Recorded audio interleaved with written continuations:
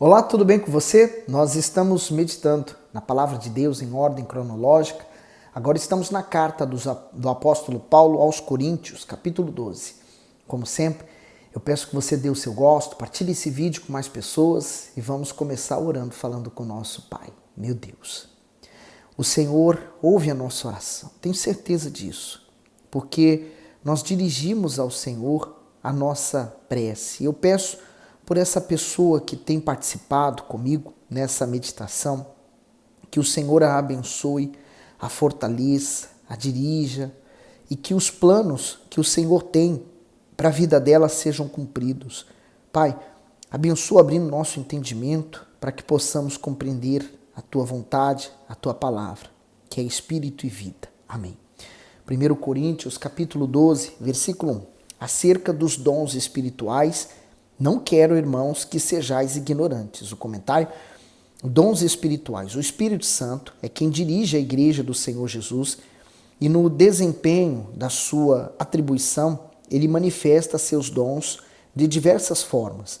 Como recurso divino, cada dom visa conferir crescimento à igreja e amparar seus membros em suas necessidades. Com isso, a edificação, disciplina e fortalecimento dentro da palavra. Porém, os dons não são derramados por Deus com finalidade de promover alguém ou confirmar seu grau de espiritualidade, e sim para haver crescimento espiritual. Portanto, o objetivo é que cada pessoa exerça corretamente o dom que recebeu, sem contenda ou comparação, para que haja desenvolvimento individual e coletivo da fé.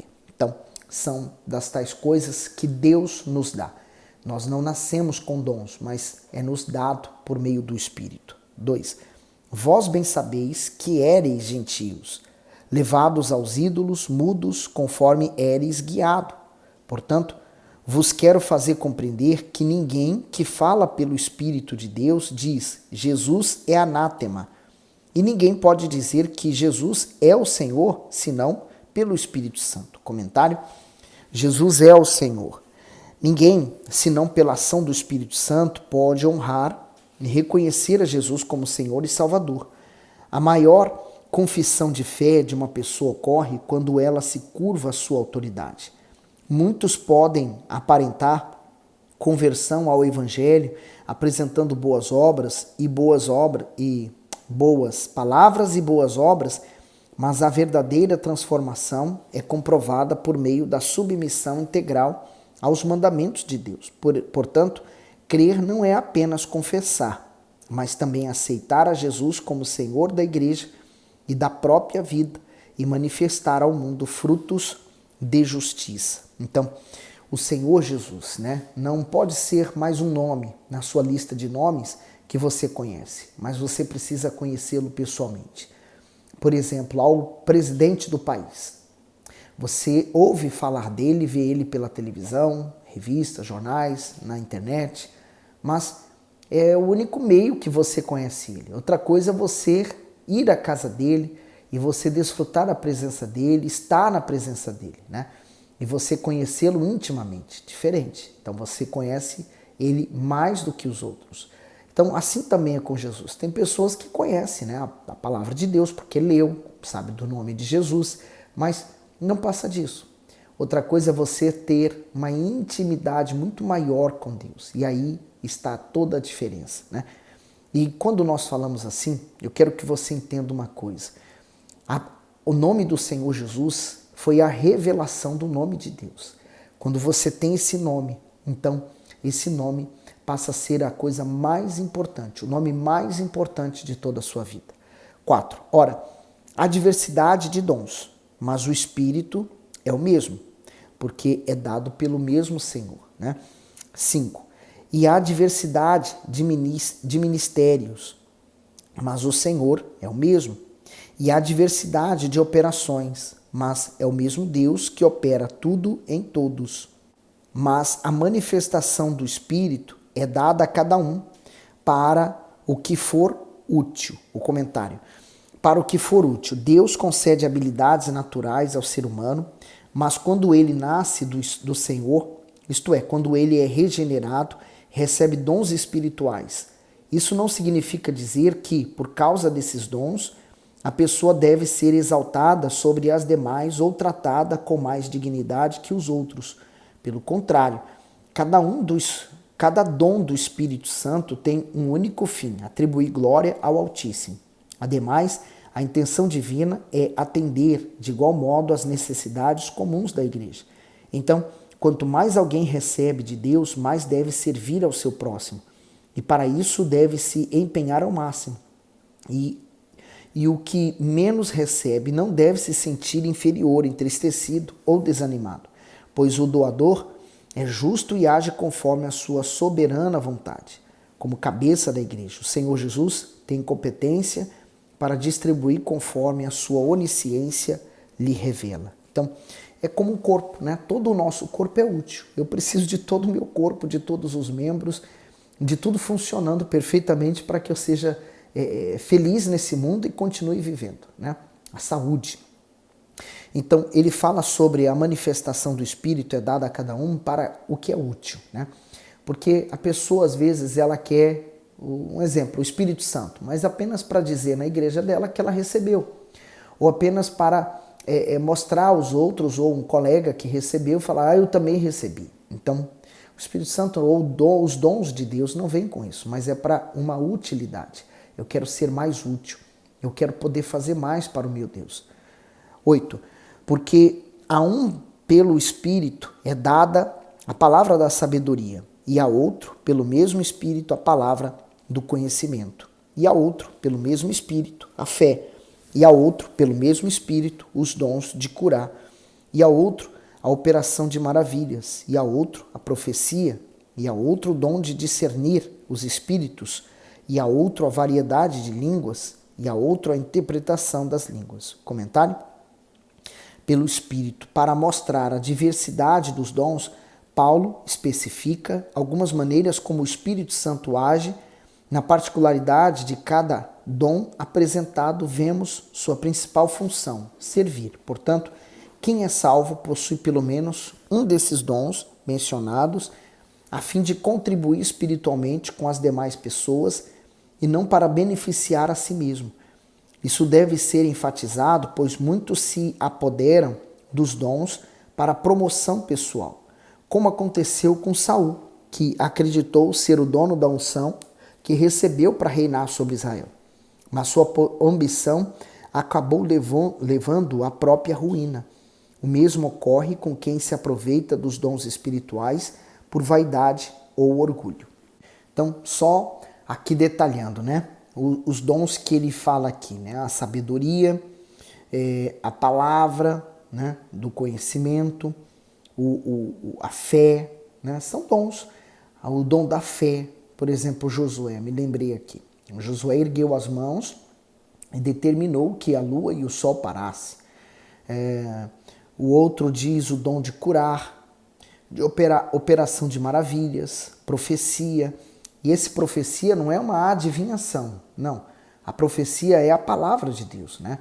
Está sendo profetizada a palavra de Deus a mim. Então, se eu creio, de acordo com como está escrito, essa palavra irá se cumprir na minha vida. A profecia, discernir os espíritos, quer dizer, você, por exemplo, você vai conhecer aquela pessoa. Digamos, você vai namorar alguém, né? Então, antes de você se relacionar, casar com aquela pessoa, você tem que conhecer. Então, conhecer os espíritos, saber o que está dentro dela, quais são as intenções daquela pessoa. Às vezes você vai fazer uma sociedade com uma pessoa, tá bom. Ah, mas ela frequenta a igreja, não é suficiente, você tem que saber mais. Então, é o discernir do espírito, né? A variedade de línguas e a interpretação das línguas. Então, é isso que Deus faz conosco quando nós buscamos ter uma maior intimidade com Ele. Ele vai dando as condições para que nós venhamos desenvolver esses dons na igreja e ajudar outras pessoas. 11. Mas um só é o mesmo Espírito que opera todas essas coisas, repartindo particularmente a cada um como quer. Então o Espírito Santo é o mesmo para todos. Ele faz isso por todos. Ele faz com que as pessoas recebam esse dom específico dela, o outro diferente, mas ninguém é melhor do que ninguém. Todos fazemos parte de um mesmo dom, estamos plantados na mesma árvore. 12. Porque assim como o corpo é um, e tem muitos membros, e todos os membros deste um corpo, sendo muitos, são um só corpo, assim é Cristo também. Pois todos nós fomos batizados em um Espírito, formando um corpo, quer judeus, quer gregos, quer servos, quer livres, e todos temos bebido de um Espírito. Porque também o corpo não é um só membro, mas muitos. Se o pé disser, por que não sou mão? Não sou do corpo. Não será por isso do corpo? E se a orelha disser, por que não sou olho? Não sou do corpo. Não será por isso do corpo? Se todo o corpo fosse olho, onde estaria o ouvido? Se todo fosse ouvido, onde estaria o olfato? Mas agora Deus colocou os membros no corpo, cada um deles como quis. E se todos fossem um só membro, onde estaria o corpo? Assim, pois há muitos membros, mas um corpo. E o olho não pode dizer à mão, não tenho necessidade de ti, nem ainda a cabeça aos pés, não tenho necessidade de vós. Antes, os membros do corpo que parecem ser os mais fracos, são os mais necessitados. E os que reputamos serem menos honrosos no corpo, a esses honramos muito mais.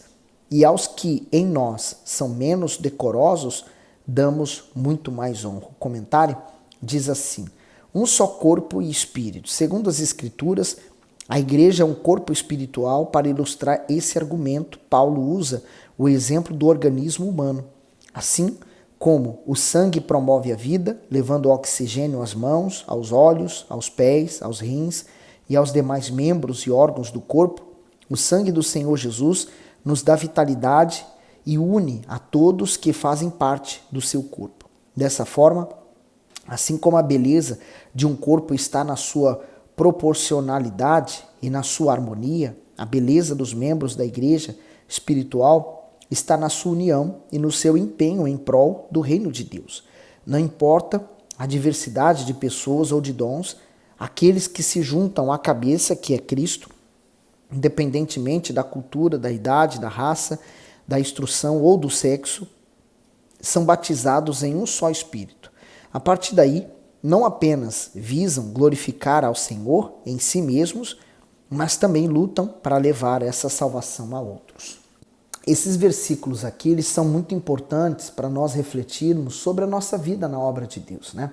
Porque ninguém é mais importante do que ninguém, independente da função que ele desempenha dentro da obra de Deus, todos temos a sua importância, todos contribuímos para o mesmo. Como disse o senhor bispo, né? As nossas veias levam sangue, o sangue circula por todo o corpo levando oxigênio, né? Todo o nosso corpo precisa disso. Então, o Espírito Santo na igreja é esse sangue que leva, né, o alimento, o poder, a força, né, para todo o corpo se movimentar. Mas todo o corpo é importante, desde os mais honrosos como os mais desonrosos, né?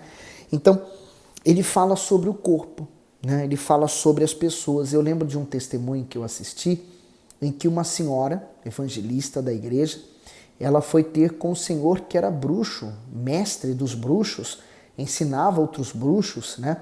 Ele dava formação e ela, na sua simplicidade, foi falar com ele. E ele, não, mas você quer me dar aula? Você quer falar que pode me ensinar alguma coisa? E no fundo foi ela que, na hora que ministrou uma oração de fé sobre ele, e ele havia feito um desafio: se eu conseguir ter 1 minuto de paz, eu me converto ao seu Deus. Aquela evangelista orou por ele com tanta fé, com tanta devoção a Deus, e ele se quebrantou e transformou a vida dele e se tornou um grande testemunho do Senhor Jesus também. Ela é um corpo, se formos olhar para título, né? Bispo, pastor, obreiro, levita, enfim, ela era dos últimos, mas foi ela que Deus usou. Então, nós temos que só apenas querer tão somente ser usado por Deus. 24. Porque os que em nós são mais nobres não têm necessidade disso, mas Deus assim formou o corpo, dando muito mas honra ao que tinha falta dela. Para que não haja divisão no corpo, mas antes tenham os membros igual cuidado uns dos outros. Então, olha a importância de nós estarmos bem com Deus, né? Para fazermos parte desse corpo, para sabermos aonde Deus quer que venhamos atuar, que nós não vamos fazer tudo e sermos iguais uns aos outros e, principalmente, ajudar uns aos outros, né? Nós formamos uma união e essa união é que vai ganhar mais e mais almas. 26. De maneira que, se um membro padece, todos os membros padecerão com ele. E se o membro é honrado, todos os membros se regozijarão com ele. O comentário do 24 ao 26 diz: para que não haja divisão. A anatomia do corpo mostra multiplicidade de formas e funções. Isso faz o ser humano dar mais atenção e honra a algumas partes do que a outras, mas isso não significa que elas tenham menor valor. Além disso, apesar de os membros de um corpo trabalharem de forma independente, há uma relação de dependência entre eles. Assim, para que o corpo esteja saudável, é preciso que haja o perfeito funcionamento de todo o organismo. O mesmo ocorre com a Igreja de Cristo. Embora o Espírito Santo distribua seus dons a cada pessoa individualmente, de acordo com os seus propósitos, eles devem ser exercidos para que a obra divina seja desenvolvida de maneira espiritual, sem partidarismo. Para tanto, ninguém é maior ou menor, melhor ou pior, mas todas as pessoas são igualmente importantes nas atribuições que recebem do Senhor. Agora o 27. Ora, vós sois o corpo de Cristo e seus membros em particular. Então, nós fomos chamados por Cristo para fazer parte do seu corpo, né? O que ele viu em mim, né? O que ele viu que eu não vi? Porque, por exemplo, eu na escola sempre fui deixado de lado, né? Em todas as questões da escola, né? Principalmente na hora da educação física, eu era sempre deixado por último, né? E essa questão sempre mexeu muito comigo, né? Me deixava extremamente triste, porque por eu não saber muito jogar, eu era sempre deixado de lado e quando sobrava, então era o próprio professor que dizia, então você vai para aquela equipe ali. E quando eu ia, eles faziam aquela cara, né, de não gostar. E aquilo mexe com a criança, mexe com qualquer um, né? E a vida sempre foi assim. Mas quando Deus me chamou, eu entendi que eu tenho o meu valor. Meu valor não depende do homem, mas depende de mim e, sobretudo, de Deus. E quando eu vi que eu tenho valor para Deus, então se o homem me valoriza ou não me valoriza, olha, pouco importa o que ele pensa ou deixa de pensar a meu respeito. Importa que Deus me valorizou, ele viu que nem eu vi em mim e ele me chamou. No 28. E a uns pôs Deus na igreja, primeiramente apóstolos, em segundo lugar profetas, em terceiro doutores, depois milagres, depois dons de curar, socorros, governos, variedade de línguas. Porventura são todos apóstolos? São todos profetas? São todos doutores? São todos operadores de milagres? Têm todos o dom de curar? Falam todos diversas línguas? Interpretam todos? Portanto, procurai com zelo os melhores dons e eu vos mostrarei um caminho mais excelente. É isso, né? O apóstolo resumiu perfeitamente esse final, dizendo todos curam, todos são profetas. Imagine, né? Vamos colocar isso na nossa realidade aqui. Todos serão bispos? Todos serão pastores? Todas as mulheres serão esposas? Né? Onde estarão os membros? Então, cada um vai exercer a função que Deus chamou. Uns serão bispos, outras serão esposas de pastores e bispos, uns serão pastores, outros obreiros, levitas, outros serão apenas evangelistas, mas todos são importantes. Dentro daquilo que foi dado a ele, a responsabilidade que lhe foi dada, mas todos são importantes dentro da obra de Deus. Quando uma pessoa sai da obra de Deus, seja um bispo, ou um pastor, ou um levita, ou um obreiro, um jovem, um evangelista, um Caleb, um Teftim, qualquer nível que seja, qualquer pessoa que seja, que sai da igreja, você pode ter certeza o corpo vai sentir a dor. Digamos, né, se eu arrebentar com a minha unha, né, ela sai daqui, né, toda a unha sai do dedo. Eu vou sentir a dor, né? Todo o corpo vai sentir a dor, desde o alto da cabeça à planta dos pés. Você já chutou uma pedra? Já sentiu a dor de ter chutado uma pedra? Ai, meu pé. Quem sentiu a dor? Todo o corpo sentiu a dor. Então, se somos um corpo, basta um membro sair para que todos sintamos a dor da perda daquele membro. Então, vamos orar pela igreja, né? O que melhor você pode fazer é orar. Orar pelos pastores, orar pelos bispos, orar pelos servos de Deus, por todo o desenvolvimento da igreja, para que ninguém mais saia. Todos permaneçam firmes em união até a volta do Senhor Jesus. Olha, que Deus continue abençoando você abundantemente. Fique bem, fique com o Senhor Jesus.